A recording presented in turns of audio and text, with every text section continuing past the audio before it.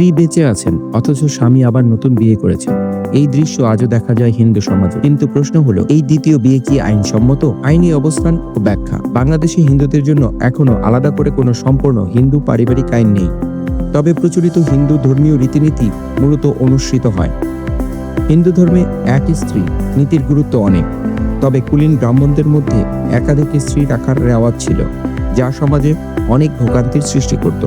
বাংলাদেশে এখনো হিন্দুদের দ্বিতীয় বিয়ে নিষিদ্ধ নয়, কিন্তু আইনি স্বীকৃতি দেওয়া হয় না।